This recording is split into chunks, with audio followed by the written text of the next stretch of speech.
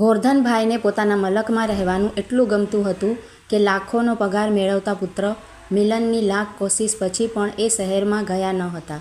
હવે તો મિલને પણ એમની આગ્રહ કરવાનું છોડી દીધું હતું. તે મહિને 2 મહિને 2-3 દિવસ માટે ગામમાં પિતાના ઘરે આંટો મારી જતો હતો. 2 દિવસથી વધારે તેને ગામમાં ગમતું ન હતું. કોલેજમાં અભ્યાસ માટે શહેરની વાટ પકડ્યા પછી તેને ત્યાંની હવા એવી લાગી હતી કે ત્યાં જ નોકરી મેળવી અને લગ્ન પછી પણ શહેરમાં જ રહેતો હતો. પત્ની સલોની એને ઘણી વખત કહેતી કે દર અઠવાડિયે હવાફેર માટે ગામ જવું જોઈએ, પણ એ મહિને 2 મહિને માંડ તૈયાર થતો હતો. શહેરની જીવન પદ્ધતિનો એ એવો દીવાનો બની ગયો હતો કે ગામડાનું તેને કોઈ મહત્ત્વ રહ્યું ન હતું. છેલ્લા 15 દિવસથી સલોની એને આગ્રહ કરી રહી હતી કે 1 મહિનો ગામડે રહેવા જતા રહીએ. એ માટે મજબૂત કારણ હતું. મિલનની તબિયત છેલ્લા 20 દિવસથી બગડી ગઈ હતી. કોઈ ગંભીર બીમારી ન હતી, પણ શહેરની જીવન પદ્ધતિની આડઅસર તેના શરીર પર દેખાતી હતી. તેનું પેટ વધી ગયું હતું અને ડાયાબિટીસ સાથે બીપીની બીમારીએ તેના શરીર પર ભરડો લીધો હતો. પરિવારના જ ડૉક્ટર સારાભાઈની સારવાર ચાલતી હતી. પરિણામ માત્ર દવાથી આવી શકે એમ ન હતું. મિલને પોતાની જીવનચર્યા બદલવાની જરૂર હતી. તે રાત્રે મોડે સુધી જાગીને મોડેથી ઉઠતો હતો. મોટાભાગે બહારનું જ ખાતો હતો. દરરોજ પિઝા ના ખાય તો એણે ખાધું હોય એવું ના લાગે. બપોરે એ હોટલનું જ મંગાવીને ખાતો હતો. સલોની એના માટે ટિફિન બનાવી આપવા કહેતી, પણ એને ઘરનું રાત્રે ખાવું પડે એમાંય તકલીફ થતી હતી. સલોનીએ મિલનની આ જીવન પદ્ધતિને સ્વીકારી લીધી હતી. હવે જ્યારે બધા રિપોર્ટ તેની તબિયત ખરાબ થઈ રહી હોવાથી આલબેલ પોકારતા હતા, ત્યારે સલોનીએ મિલનની કોઈ પણ વાત ન સાંભળવાનો નિર્ણય કરી લીધો. મિલનની તબિયત વિશે જાણ્યા પછી ગોરધનભાઈ એને બોલાવ્યા કરતા હતા. ડૉક્ટર સારાભાઈએ પણ તેને હવાફેર માટે 1-2 મહિના માટે ગામડે જઈને થોડી પરેજી પાડવાની સલાહ આપી, બલકે આગ્રહ જ કર્યો, અને જો તે આ વાત નહીં માને તો આરોગ્ય પર ગંભીર ખતરો હોવાની ચેતવણી આપી. ત્યારે એ ગામ જવા માટે તૈયાર થયો. મિલને ગામ પહોંચીને વિચાર્યું કે દિવસ કેવી રીતે પસાર થશે. પહેલા દિવસે તો એ ઘરમાં જ બેસી રહ્યો. બીજા દિવસે ગોરધનભાઈએ એને કહ્યું કે આજથી તું પણ આપણા ખેતરે આવવાનું શરૂ કરી દે. સમય પસાર થશે અને નવું જાણવા મળશે. કંટાળેલો મિલન પિતા સાથે ચાલતો જ ખેતરોની કેડી વચ્ચેથી પોતાના ખેતરો પાસે પહોંચ્યો. ત્યાં સુધીમાં થાકી ગયો. એક ઝાડ નીચે બેસી પડ્યો. ગોરધનભાઈએ એને પોતાની જમીન અને એમાં લેવાતા પાકો વિશે માહિતી આપી. પછી પોતે પણ ખેતરમાં કામ માટે આવેલા મજૂરો સાથે કામે જોતરાઈ ગયા. મિલને થોડીવાર મોબાઈલમાં સમય પસાર કર્યો. ઇન્ટરનેટ બરાબર પકડાતું ન હોવાથી તે આમ તેમ ફરવા લાગ્યો. બપોર પડી એટલે ગોરધનભાઈ એની સાથે ઘરે આવ્યા. રોટલા, શાક અને છાશની લિજ્જત માણતા એમણે કહ્યું, મિલન, હું તો કહું છું તું અહીં જ કોઈ કામ શરૂ કરી દે. શહેર કરતાં તારી તબિયત પણ અહીં સારી રહેશે. પપ્પા, શું વાત કરો છો? હું આટલું બધું ખેતરમાં મજૂરી કરવા માટે ભણ્યો છું. આ ગામડામાં તો મારો શ્વાસ રૂંધાય. બેટા, ગામડાની હવામાં શ્વાસ લેવાની મજા કંઈ ઓર જ છે. રહી વાત મજૂરીની, તો એ તારી ગેરસમજ છે. આપણા ગામમાં હીરાલાલનો છોકરો રવેશ MBA ભણીને આવ્યા પછી એમની જ જમીનમાં એવી ખેતી કરાવે છે કે મહિને લાખો કમાય છે. આપણી પાસે તારી આંખની નજર ના પહોંચે એટલી જમીન છે. રૂપિયાનું રોકાણ પણ આપણે આસાનીથી કરી શકીએ એમ છે. હા મિલન, પપ્પા બરાબર કહે છે. અહીં મજા આવશે. સલોની વચ્ચે જ બોલી પડી. અરે શું મજા આવવાની છે? સરખું ઇન્ટરનેટ પકડાતું નથી. હું મેનેજરની નોકરી છોડીને આવી ખેતીમાં પડું તો મારી કિંમત શું રહે? મહેરબાની કરીને મને આ જફામાં પડવા ના કહીશ. મિલન સલોની પર ચીડાઈ ગયો. પછી કોઈ બોલ્યું નહીં અને બધાએ જમવામાં ધ્યાન પરોવ્યું. આમ પણ મિલનને અહીંનું ભોજન કરવાનું ખાસ ગમતું ન હતું. મજબૂરીમાં તે ખાતો હોય એવું લાગતું હતું. બીજા દિવસે ગોરધનભાઈ મિલનને બીજા માર્ગ પરથી લઈ ગયા. ત્યાં એક જગ્યાએ અટકીને એક મોટું ખેતર બતાવીને કહ્યું, જો મિલન, આ છે રવેશનું ખેતર.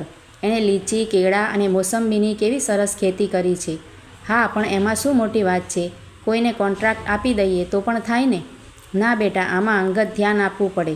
થોડો અભ્યાસ કરીને આવી ખેતીથી ઘણી કમાણી કરી શકાય. હું રહ્યો અભણ જેવો માણસ. આમાં મને ઝાઝી ગતાગમ ન પડે. થોડે દૂર વટાળા ગામ કૃષિ વિજ્ઞાન કેન્દ્ર છે. એ લોકો આવી આધુનિક ખેતીમાં મદદ કરે છે. હું ઉંમરવાળો છું, મને સરખી સમજ ના પડે, પણ જો તું ગોરધનભાઈએ વાક્યને અધૂરું જ છોડી દીધું. મિલને એમાં રસ પડતો હોય એવું લાગ્યું નહીં. ત્યાં રવેશ એમની પાસે આવી પહોંચ્યો. એણે ખેતી વિશે મિલનને જાણકારી આપી અને કહ્યું કે તું તો મેનેજર છે, આ બધાનું મેનેજમેન્ટ સારી રીતે કરી શકે છે. મિલને તેની વાતો સાંભળવા ખાતર સાંભળી. ગામમાં મિલનની દિનચર્યા ધીમે ધીમે આખી જ બદલાઈ ગઈ હતી.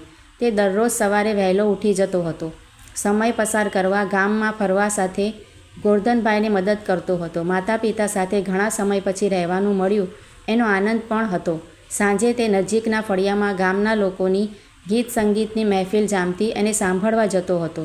તેને સત્સંગમાં રસ પડવા લાગ્યો હતો. એમાં આપણા મલકના માયાળુ માનવી, માયા મેલીને વયા આવો મારા મહેરબાન, રિયોને આપણા મલકમાં રે હાલો ભજન તેને બહુ ગમતું. ગામનો હરિયો એટલા સરસ અવાજે ગાતો કે એમાં બધા ડૂબી જતા અને સૂર પુરાવવા લાગતા. 25 દિવસ પછી મિલનને શહેર યાદ આવવા લાગ્યું હતું. તેને સલોનીએ વધુ એક સપ્તાહ માટે રોકી લીધો. એ પછી તે એને રોકી ના શકી. કંપનીમાંથી એને ફોન આવ્યા કરતા હતા. તેણે હાજર થવાનું જરૂરી બની ગયું હતું. તેણે કહ્યું કે તબિયત હવે સારી થઈ ગઈ છે, વધારે રોકાવાની જરૂર નથી. મિલન માતા પિતાને પગે લાગીને પોતાની કારમાં બેઠો. એ દરમિયાન સલોની ઘરમાં તેનું પાકીટ લેવાનું બહાનું બનાવીને ગઈ હતી. એ પાછી આવીને ગોરધનભાઈને પગે લાગી અને કહ્યું, પપ્પા, આ તો તમે આગ્રહ કર્યો અને મેં ડૉક્ટરને ખાનગીમાં એને ગામડે મોકલવા વિનંતી કરી એટલે આવ્યા. બેટા, તે સારું કર્યું. જોને એનું શરીર હવે વ્યવસ્થિત થયું છે. ત્યાં જઈને બધા રિપોર્ટ કરાવીને દવા લેવા કહેજે, એને સાચવજે. પુત્રવધૂને વિદાય આપતા ગોરધનભાઈનો અવાજ લાગણીભીનો થઈ ગયો. મિલન અને સલોનીના ગયા પછી ગોરધનભાઈ અને મીનાબેનને 2-3 દિવસ તો ગમ્યું જ નહીં. એ પછી 2-3 દિવસે ફોન પર વાત થતી રહી. મિલનની તબિયત હવે સારી થઈ ગઈ છે અને હમણાં કોઈ દવાની જરૂર ન હોવાનું ડૉક્ટરે કહ્યું છે. એ જાણીને બંનેને આનંદ થયો હતો. દિવસો ઝડપથી વીતી રહ્યા હતા. મિલન આવીને ગયો એ વાતને 5 અઠવાડિયા થઈ ગયા હતા. ગોરધનભાઈની દિનચર્યામાં કોઈ ફરક આવ્યો ન હતો. સાંજ પડી રહી હતી. ગોરધનભાઈ ખેતરેથી આવીને નહાઈને બહાર ખાટલામાં બેઠા હતા. થોડી જ વારમાં સત્સંગના કાર્યક્રમમાં જવાનું હતું. ત્યાં સામે જ મિલનની કાર આવીને ઊભી રહી. 2 દિવસ પહેલાં જ મિલને કહ્યું હતું કે તે મળવા માટે આવવાનો છે. મિલન અને સલોનીને જોઈને ગોરધનભાઈ ખૂબ જ ખુશ થઈ ગયા. બંને પગે લાગ્યા. મિલન કહે, પપ્પા, કેમ છો? હું તો સારો જ છું. તું કહે, તબિયત હવે સારી છે ને? કેટલા દિવસ રહેવાનું છે? આ વખતે 2 નહીં પણ 4 દિવસ રહેજે. અમને ગમશે. ગોરધનભાઈએ તેને બાંધી લેવા પહેલેથી જ વાતમાં કહી દીધું. 2-4 દિવસ? હું તો બેટા 1 દિવસ માટે તે કંઈ અવાતું હોય? સલોની બેટા, તું જ એને સમજાવજે. વચ્ચે કેવો 1 મહિનો રહીને ગયો હતો. પપ્પા, હું 1 દિવસ નહીં, આખી જિંદગી અહીં રહેવાનો છું. જુઓ, ગોરધનભાઈએ મિલનના હાથના ઈશારા તરફ જોયું તો એક ટ્રક સામાન ભરીને એમના બંગલા તરફ આવી રહી હતી. ગોરધનભાઈને પોતાની આંખ અને કાન પર વિશ્વાસ જ બેસતો ન હતો. તેમના દિલમાં હરખ સમાતો ન હતો. તે કંઈ બોલે એ પહેલાં જ મિલન ટ્રકવાળાને સમજાવવા તેની પાસે જવા લાગ્યો. સલોની હરખથી ઉછળીને બોલી, પપ્પા, મિલન અહીં 1 મહિનો રહીને ગયા એમાં ચમત્કાર થઈ ગયો. એમની બધી બીમારી ગાયબ થઈ ગઈ હતી, પરંતુ 1 મહિના પછી એમની જૂની જીવનશૈલી અપનાવી લેતા બીમારીઓ પાછી આવી ગઈ છે. હવે કોલેસ્ટ્રોલ પણ વધ્યું છે. ડૉક્ટરે કહ્યું કે વજન વધી રહ્યું છે એટલે હૃદય રોગની સંભાવના વધી જશે. અને મિલને 1 અઠવાડિયું વિચાર્યું, જો ગામમાં બીમારી વગર તંદુરસ્ત જીવન જીવાતું હોય અને કામ ધંધો પણ મળી જાય એમ છે તો ત્યાં જ જવું જોઈએ. બસ રાતોરાત એમ નક્કી કરીને સામાન ભરાવી લીધો. શહેરનું ઘર ભાડે આપી દીધું. એ તો કહેવા લાગ્યા કે જે માટીમાં જન્મ્યો એમાં જ હવે જીવીશ. શહેરમાં સવારથી જ વાહનોના જાતના હોર્ન ચાલુ થઈ જાય છે. ત્યાં તો ઉઠતાની સાથે પક્ષીઓના મીઠા ટહુકા સાંભળવા મળે છે. સાંજે લોકો ડિસ્કો ક્લબમાં નાચવા અને દારૂ પીવા જાય છે. ગામમાં હરિના ભજનમાં રસ તરબોળ થવાની મજા આવે છે. અહીંનું જીવન મશીન જેવું લાગે છે. ત્યાં ખુલ્લી શુદ્ધ હવામાં માણસની જેમ જીવવાનું મળે છે. હું બહુ ખુશ છું. હવે કાયમ માટે અમે અહીં રહેવાના છીએ. અમારું તો ઘર પણ સુધરી ગયું બેટા. એને આપણા મલકની માયા લાગી ગઈ ખરી. બહાર આવીને પહોંચેલા મીનાબેન સલોનીના શબ્દો સાંભળીને બોલ્યા, અને અમારી ઈચ્છા પૂરી થઈ ગઈ. ચાલો સામાન ખાલી કરાવીએ, કહીને સલોનીએ ખુશીથી ટ્રક તરફ ડગલા ભર્યા. થોડે દૂર હરિયાના સ્વરમાં ભજન ગવાઈ રહ્યું હતું, રિયોને આપણા મલકમાં રે હાલો. મિત્રો, આ વાર્તા તમને કેવી લાગી છે તે કમેન્ટ કરીને જરૂરથી જણાવજો. અને જો સારી લાગી હોય તો વિડીયોને લાઇક શેર કરીને આવી જ બીજી વાર્તાઓ જોવા માટે મારી ચેનલ સબસ્ક્રાઈબ કરજો. વિડીયો જોવા માટે આભાર માનું છું.